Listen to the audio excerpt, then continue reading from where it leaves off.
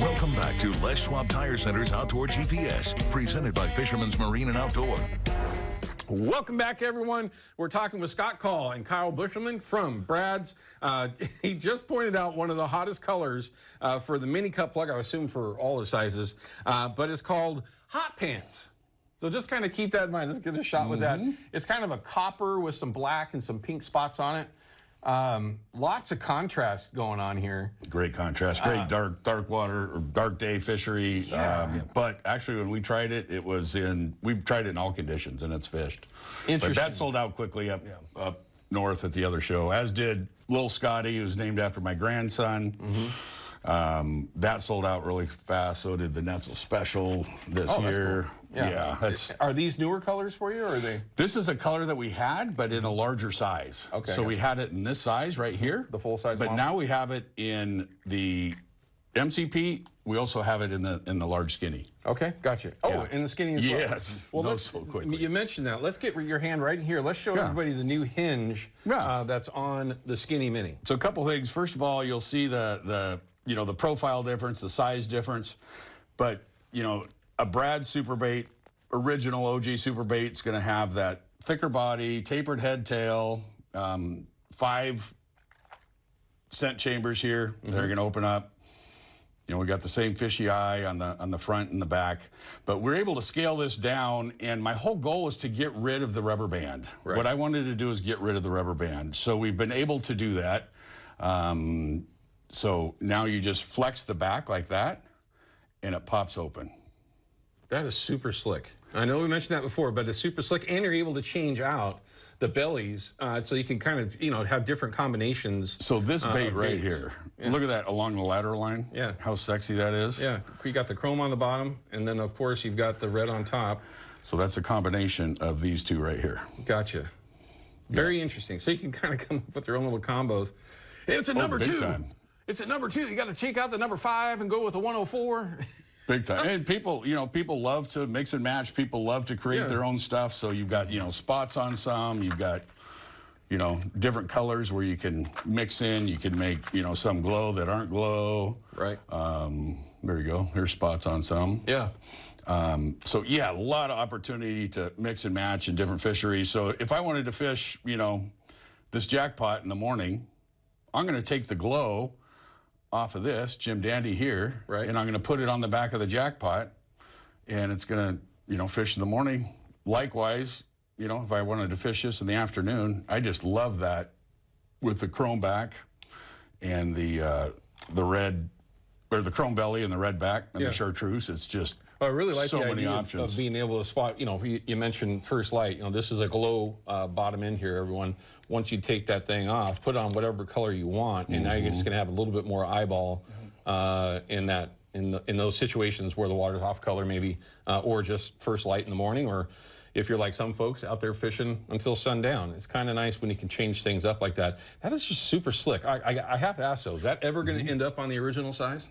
Yeah. Oh, yeah. Yeah. We'll be working on different sizes for that. But it's, some people, don't mind the rubber band. I never minded the rubber band, but I like the fact that we can change this out. It's a game changer. It really is. It's, you think that some things are just like, oh, duh, I should have done that a long time ago. But it's not that easy to come up with something that's going to change things up and still function the way it's supposed to. That's not simple. It's not simple at all. No, we went through over 30 dev cycles to get it this way. Wow. Yeah. We could have come out with something, 2-3 years ago, but it wouldn't have been this. Right. Right. So, yeah. It would have cost you a pile of money, and then everybody else would have something that didn't work right. Yeah, well, I mean, there's enough copying in the industry. We're about, right now, getting things unique. Yeah. Changing things. Yeah. Making them better. Okay, I love it. Yeah, don't me too. Let's come out with something new and different, unique. Yeah. Our flasher's new and different, unique. This is new and different, unique. And so, yeah. Were you R&D'ing these last year? Did, yeah. We tried them out this September on the Sayslaw River. They came down, and we were fishing the originals, which is my favorite. Sure. I love them, and the bite slowed. It just kind of died, and then he goes, well, let's try some of these. We put them on. I was like, that's going to work. And we dropped it out, and we rigged it up 2 different ways, kind of a wacky way. We'll go over on another tech tip day, but then the traditional way. and instantly we got bit. It just was a different speed. I was trolling the same speed, but the lure had a different pop to it. Gotcha. Which can change things. It can. It's so simple, but it's like one more. I mean, it's not going to be something you need to change everything to, but if you got 6 rods or 4 rods, put 2 out like that and see what they key in on. Sure. A little bit different action might make the difference one day. You got to have the willingness to do it too. I guarantee you, I spend a lot of time going, God, should I do that? And I'm just lazy, and I don't. And then a lot of days you just wish that you would have because you go home empty-handed. Okay, so we're talking about some spring Chinook stuff and Chinook stuff overall, but we can't overlook the fact it is steelhead season. Beads are king for a number of reasons. Of course, there's lots of different options that are out there, everyone, when you're talking about different types of baits, but beads are right there when you're talking about being as popular or more than all the rest. You have all those too, and they are in value packs. There's certainly a lot of them in one pack in different sizes. That would be my question. What's the size range for the Brad's beads? And they're all hard beads too, which is different from what a lot of people are doing these days. We go from size 8 up to size 14, and yeah, I'll let Kyle speak to you. He fishes these quite a bit, but low water time.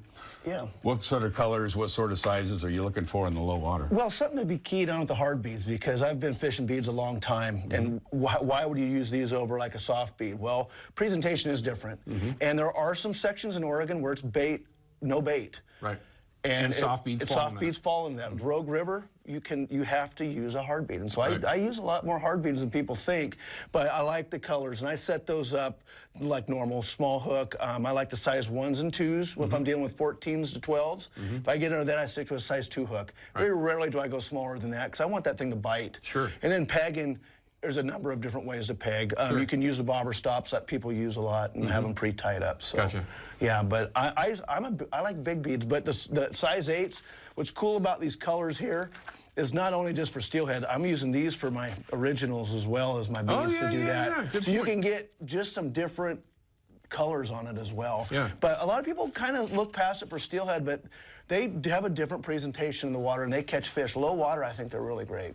I'm a hard bead guy all the way. Yeah. I fish soft beads for sure. Yeah. But you mentioned that it does change the presentation of it, how it actually tumbles along the bottom, or if you're chandeliering, a hard bead is going to get to where it needs to be a lot faster and maintain that place in the water column better than a soft bead. It all falls down to how you're fishing that particular day in that particular location.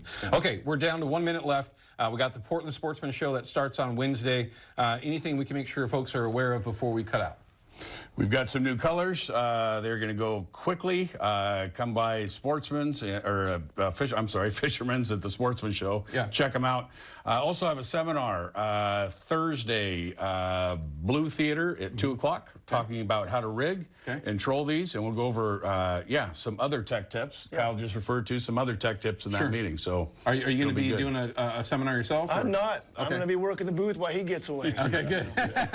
I don't know if it's getting away to go do a seminar. There's a reason why I don't do them. it'll be a busy show. Yes, I'm glad you're going to be there. I'll be there. We do a lot of the tech tips in the booth too. People come by, we have them rigged up to do. So Great point. Swing by, we'll go over there and you can talk our ear off, and that's just fun. Rigging to these. That's what it's all about, kind of get the time to fly by. We'll be back to wrap things up and give you an idea of what we got going on for Saturday in just a minute.